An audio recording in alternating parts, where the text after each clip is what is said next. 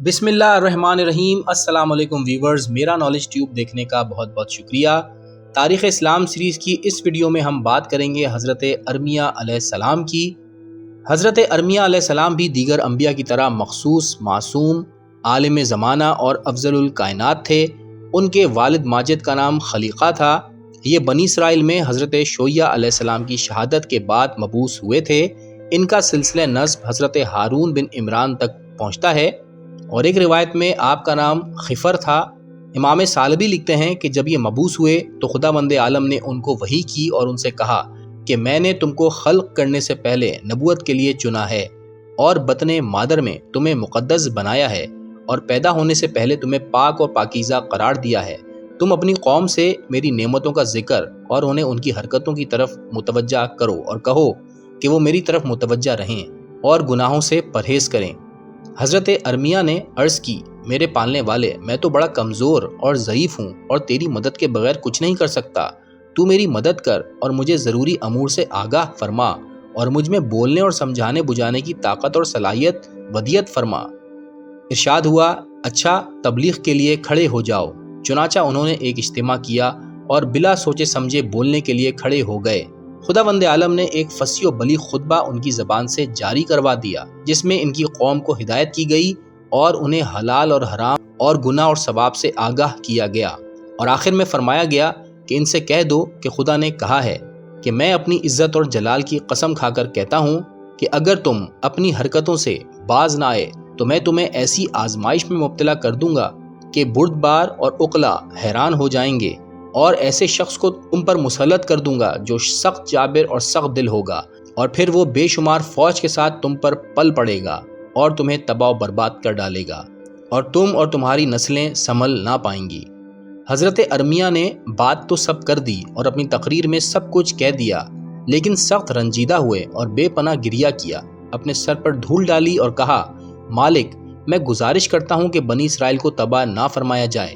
چنانچہ ان کی اس درخواست پر خداوند عالم نے 3 سال تک کی مہلت دے دی، لیکن ان لوگوں پر کوئی اثر نہ ہوا۔ یہ معصیت اور سرکشی میں زیادتی ہی کرتے رہے۔ بالآخر خدا نے ان پر بخت نصر کو مسلط کر دیا۔ وہ 6 لاکھ جھنڈوں پر مشتمل لشکر لے کر ان پر پل پڑا اور ایسی تباہی مچائی کہ رہتی دنیا تک بھلائی نہ جا سکے گی۔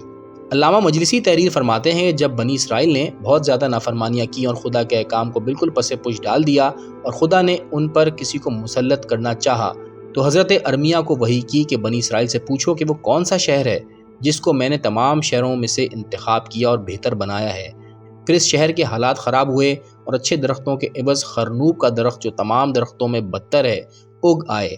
جناب ارمیہ نے علماء بنی اسرائیل سے دریافت کیا، انہوں نے کہا، ہم کو نہیں معلوم، آپ خدا سے ہمارے لیے معلوم کیجئے۔ جناب ارمیہ نے 7 روزے رکھے، پھر دعا کی تو خدا نے وحی فرمائی کہ وہ شہر بیت المقدس ہے اور وہ درخت بنی اسرائیل ہیں جن کو میں نے اس شہر میں آباد کیا ہے، لیکن چونکہ انہوں نے میری نافرمانی کی اور میرے دین کو الٹ پلٹ دیا اور ناشکری کی، لہٰذا میں اپنی ذات مقدس کی قسم کھاتا ہوں کہ ان کو ایسی سخت بلاؤں کے ذریعے امتحان میں ڈالوں گا کہ صاحبان عقل و دانہ حیران رہ جائیں گے، اور اپنے بندوں میں سے ایک شخص کو ان پر مسلط کر دوں گا جو بدترین نطفے سے پیدا ہوگا، جس کی غذا بھی بدترین اشیاء ہوں گی، اور وہ ان کے مردوں کو قتل کرے گا اور ان کی عورتوں کو اسیر کرے گا اور بیت المقدس کو خراب کرے گا، اور جو ان کا خانہ شرف و عزت ہے جس پر وہ فخر کرتے ہیں، اور اس پتھر کو جس پر تمام دنیا پہ ناز کرتے ہیں، مزبلوں پر ڈال دے گا، اور یہی حالت 100 سال تک رہے گی۔ جناب ارمیہ نے بنی اسرائیل کو اس امر سے آگاہ کر دیا۔ انہوں نے دوبارہ درخواست کی کہ یا حضرت، خدا سے پوچھے کہ فقراء اور مساکین اور غربا کا کیا گناہ ہے، کیا وہ بھی اس بلا میں گرفتار ہوں گے؟ حضرت ارمیہ علیہ السلام نے 7 روز تک ایک ایک لقمہ کھانے پر اکتفا کیا، لیکن ان کو وہی نہ ہوئی، تو حضرت نے 7 روزے رکھے اور 7 روز کے بعد ایک لقمہ تام تناول فرمایا، پھر بھی ان پر وحی نازل نہ ہوئی، تو پھر 7 اور روزے رکھے تو خداوند عالم نے ان پر وحی فرمائی کہ اے ارمیہ، اس سوال سے باز آؤ ورنہ تمہارا منہ پشت کی جانب پھیر دوں گا۔ کیا تم چاہتے ہو کہ اس امر میں شفاعت و سفارش کرو جو مقدر ہو چکا ہے؟ ان سے کہہ دو کہ تمہارا یہی گناہ ہے کہ تم لوگوں کو گناہ کرتے ہوئے دیکھتے تھے اور انکار نہ کرتے تھے، اور نہ ان لوگوں کو نصیحت کرتے تھے، نہ ان سے علیحدہ ہوتے تھے۔ پھر حضرت ارمیہ نے دعا کی کہ میرے پالنے والے یہ تو بتا دے کہ ان پر کسے مسلط فرمائے گا، تاکہ میں اس کے پاس جا کر قبل از وقت اپنے اور اپنے اہل و عیال کے لیے امان نامہ حاصل کر لوں، ورنہ سب کے ساتھ میں بھی تباہ و برباد ہو جاؤں گا۔ ارشاد خداوندی ہوا کہ فلاں قریے میں جاؤ، وہاں ایک لڑکے کو دیکھو گے جس کو امراض میں سب سے زیادہ مبتلا پاؤ گے، اس کی پیدائش سب سے زیادہ خبیث اور بدتر ہے، یعنی وہ ولد الزنا ہے۔ حضرت ارمیہ اس مقام پر پہنچے، وہاں کاروان سرا میں ایک لڑکے کو دیکھا جسے لوگوں نے مزبلہ پر ڈال دیا تھا اور وہ زمین پر پڑا تھا۔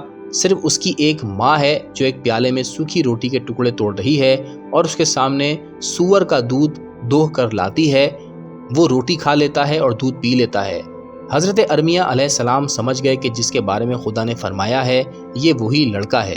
حضرت اس کے پاس گئے، اس کا نام پوچھا، اس نے بخت نصر بتایا۔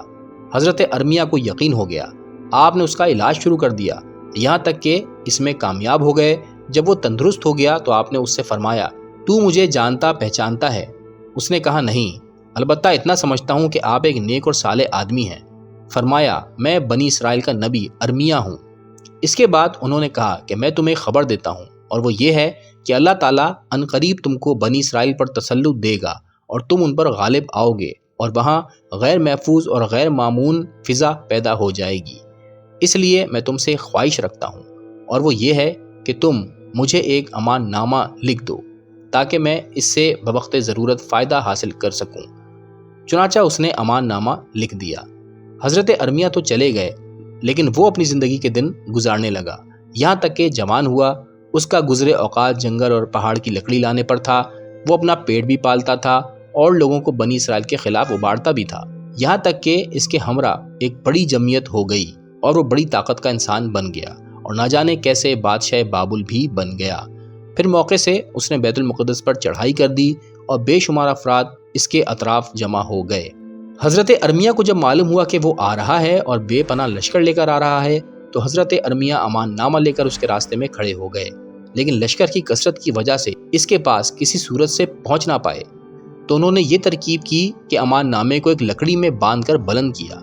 جب اس کی نظر اس پر پڑی تو اس نے بلا بھیجا۔ آپ نے اس کے سامنے امان نامہ پیش کیا۔ اس نے پوچھا کہ آپ کون ہیں؟ انہوں نے فرمایا کہ میں وہی شخص ہوں جس نے علالت کی حالت میں تیرا علاج کیا تھا اور تو نے مجھے آڑے وقت کے لیے امان نامہ دیا تھا۔ اس نے کہا کہ میں نے آپ کو امان دے دی، لیکن آپ کے بال بچوں کے لیے امان مشروط ہے۔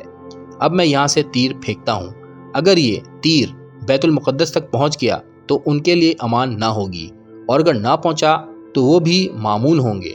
غرض یہ کہ اس نے وہاں سے تیر پھینکا اور وہ بیت المقدس تک جا پہنچا۔ اس نے کہا کہ ان کے لیے کوئی امان نہیں ہے۔ حضرت ارمیہ سخت پریشان ہوئے اور انہوں نے خدا بند عالم کی طرف رجوع کیا۔ الغرض اس نے بیت المقدس پر حملہ کر کے اسے فتح کر لیا اور جو تباہی ممکن تھی سب کر دی۔ امام سالبی لکھتے ہیں کہ بخت نصر نے بے انتہا قتل و غارت کیا، بے شمار حافظین تورات کو قتل کیا، بے شمار افراد کو قید کیا، جن میں صرف بچے 70,000 تھے۔ مورخین کا کہنا ہے کہ بخت نصر نے وہاں کی آبادی کو 3 حصوں میں تقسیم کیا تھا، 1/3 کو شام میں چھوڑا، 1/3 کو قید کیا اور 1/3 کو قتل کر دیا۔ یہ سلوک ان لوگوں کے ساتھ کیا جو اندھا دھند قتل و غارت سے بچ گئے تھے۔ پھر وہ سارا کچھ لے کر بابل چلا گیا جو بیت المقدس میں تھا۔ کتاب روضۃ الصفا سے معلوم ہوتا ہے کہ وہ جو سامان اور زر و جواہر بیت المقدس سے لے کر گیا تھا وہ 1700 کشتیوں کا بوجھ تھا۔ مورخین کا بیان ہے کہ بخت نصر کی ہنگامہ خیزی میں حضرت ارمیہ محفوظ رہے۔ بخت نصر جب تباہی اور بربادی کو حد کمال تک پہنچا چکا تو اس نے ان سے کہا کہ آپ چاہیں تو میرے ساتھ رہیں، میں آپ کو عزت اور احترام سے رکھوں گا، اور اگر چاہیں اپنے ہی شہر میں رہیں، اور میری طرف سے آپ کو امان ہے۔ حضرت ارمیہ نے فرمایا کہ میں ویسے تو جب سے پیدا ہوا ہوں خدا کی امان میں ہوں، تاہم جو کچھ تو نے کہا ہے ٹھیک ہے۔ مجھے افسوس ہے کہ بنی اسرائیل اپنی حرکتوں سے امان خدا سے باہر ہو گئے اور تجھ سے خوف کھانے لگے۔ اگر یہ امان خدا میں ہوتے تو تجھ سے ہرگز خوف نہ کھاتے۔ غرض یہ کہ حضرت ارمیہ علیہ السلام زمین ایلیا میں اپنے مقام پر رہے۔ اس وقت یہ شہر برباد ہو چکا تھا اور کچھ حصہ اس کا بالکل منہدم ہو چکا تھا۔ بنی اسرائیل کے باقی ماندہ لوگوں نے جب سنا تو آپ کے پاس جمع ہو گئے اور عرض کرنے لگے، یا نبی اللہ، اب ہم نے آپ کو پہچانا کہ آپ ہمارے پیغمبر ہیں۔ آپ ہم کو نصیحت کیجئے، ہم آپ کے مطیع و فرما بردار ہیں۔ آپ نے ان کو حکم دیا کہ میرے ساتھ رہو۔ خدا تمہاری حفاظت کرے گا۔ وہ کہنے لگے کہ ہم بادشاہ مصر کے پاس جا کر پناہ لے لیتے ہیں اور اس سے اپنا تحفظ چاہتے ہیں اور امان طلب کرتے ہیں۔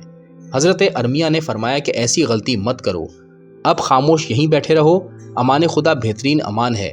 تم خدا کی امان سے باہر جاتے ہو اور دوسروں کی امان میں داخل ہوتے ہو، سنو یہ تمہارے لیے مناسب نہیں ہے۔ بخت نصر کے سامنے بادشاہ مصر کی کوئی حیثیت نہیں۔ اگر تم اس سے امان حاصل کرو گے اور بخت نصر نے اس میں مزاحمت کی تو پھر تباہی کے گڑھے میں گر جاؤ گے۔ بہتر یہی ہے کہ یہیں اللہ کی امان میں پڑے رہو۔ لیکن وہ لوگ ایک نہ مانے اور حضرت ارمیہ علیہ السلام کو چھوڑ کر مصر کے لیے روانہ ہو گئے اور مصر کے بادشاہ سے امان کے طالب ہوئے۔ اس نے ان کو امان دے بھی دی۔ بخت نصر کو جب معلوم ہوا تو اس نے بادشاہ مصر کو لکھا کہ ان کو قید کر کے میرے پاس بھیج دے، ورنہ جنگ کے لیے تیار ہو جا۔ حضرت ارمیہ علیہ السلام کو جب یہ معلوم ہوا تو آپ کو ان پر ترس آیا اور وہ فوراً مصر چلے گئے تاکہ ان کو بخت نصر کے شر سے نجات دلانے کی کوشش کریں۔ مصر پہنچ کر انہوں نے بنی اسرائیل سے کہا کہ خداوند عالم نے بذریعہ وحی مجھے بتایا ہے کہ بخت نصر اور بادشاہ مصر میں جنگ ہوگی اور بخت نصر جیت جائے گا، اور اس کی علامت یہ ہے کہ مجھے وہ جگہ دکھا دی گئی ہے جس جگہ فتح کے بعد بخت نصر اپنا تخت بچھائے گا۔ پھر حضرت نے 4 پتھر اس کے تخت کی جگہ پہ دفن کر دیے۔ غرض یہ کہ بخت نصر نے چڑھائی کی اور مصر کو فتح کر لیا اور ان پر غلبہ حاصل کیا اور ان کو قید کیا۔ جب غنیمت تقسیم کا ارادہ کیا تو قیدیوں میں بعض کو قتل اور بعض کو آزاد کرنا چاہا، تو ان میں حضرت ارمیہ کو دیکھا تو آپ سے کہا کہ میں تو آپ کا احترام کرتا ہوں، آپ میرے دشمنوں کے ساتھ شامل ہو گئے۔ آپ نے فرمایا کہ میں اس لیے آیا تھا کہ ان کو آگاہ کر دوں کہ تو ان پر غالب آئے گا۔ میرا مقصد یہ تھا کہ میں ان کو تیرے رعب اور جلال سے متاثر کروں اور خوف دلاؤں تاکہ یہ اپنے فیصلے پر نظر ثانی کر لیں اور کسی کی امان پر بھروسہ نہ کریں۔ میں یہ سب ایسی حالت میں کر رہا تھا کہ تو بابل میں تھا۔ میں نے یہاں پہنچتے ہی تیرے تخت کی جگہ بھی ان کو بتا دی تھی اور تخت کے ہر پائے کی جگہ ایک ایک پتھر دفن کر دیا تھا۔ ان کے اس فرمانے پر بخت نصر نے تخت ہٹوا کر اس کے ہر پائے کی جگہ کھدوائی۔ جب پتھر برآمد ہوئے تو اس نے حضرت ارمیہ علیہ السلام کے قول اور ارشاد کو صحیح پایا اور درست سمجھا اور حضرت سے کہا کہ اب میں ان کو اسی وجہ سے قتل کروں گا کہ انہوں نے آپ کی تکذیب کی اور آپ کی باتوں کا یقین نہ کیا۔ حضرت نے فرمایا بادشاہ تجھے رحم لازم ہے۔ اس نے پھر بھی ایک نہ سنی اور سب کو قتل کروا دیا اور بابل واپس چلا گیا۔ اس واقعے کے بعد حضرت ارمیہ علیہ السلام عرصے تک مصر میں مقیم رہے۔ پھر خدا نے وحی کی کہ اپنے شہر ایلیا کو واپس جاؤ۔ چنانچہ وہ وہاں سے روانہ ہو گئے اور جب بعض روایات کی بنا پر بیت المقدس کے نزدیک پہنچے اور اس کی بربادی ملاحظہ کی تو بولے کہ خدا کب اور کس طرح اس شہر کو آباد کرے گا۔ پھر شہر کے کنارے اترے اور وہیں قیام کیا۔ خدا کے حکم سے ان کی روح قبض ہو گئی اور وہ دنیا کی نگاہوں سے محفوظ ہو گئے، یہاں تک کہ 100 سال گزر گئے اور یہ اسی مقام پر مردہ پڑے رہے۔ خدا نے ان سے وعدہ کیا تھا کہ بیت المقدس کو پھر آباد کرے گا۔ جب 70 سال ان کی وفات کو گزر چکے تو ایلیا شہر کی تعمیر کی اجازت دی اور فارس کے ایک بادشاہ کے پاس ایک فرشتے کو بھیجا جس کو گونگ کہتے تھے کہ خدا تجھے حکم دیتا ہے کہ لشکر اور حشم و حزم اور خزانے کے ساتھ ایلیا کو روانہ ہو اور اس کو آباد کرو۔ اس بادشاہ نے 30,000 اشخاص کو متعین کیا اور ہر ایک شخص کے ماتحت ہزار اشخاص کام کرنے والے مزدور ساتھ کیے۔ تعمیر عمارت سے متعلق جس قدر اوزار اور آلات ضروری تھے وہ بھی مہیا کیے گئے اور اس طرح 30 سال میں ایلیا شہر اور اس کی عمارتیں تیار ہو گئیں۔ اس وقت خدا نے حضرت ارمیہ علیہ السلام کو زندہ کیا، پھر کچھ عرصے کے بعد آپ انتقال فرما گئے۔ دوستو یہاں پر آج کی ویڈیو کا اختتام کرتے ہیں۔ تاریخ اسلام سیریز کی اگلی ویڈیو کے ساتھ پھر حاضر ہوں گے، تب تک کے لیے اللہ حافظ۔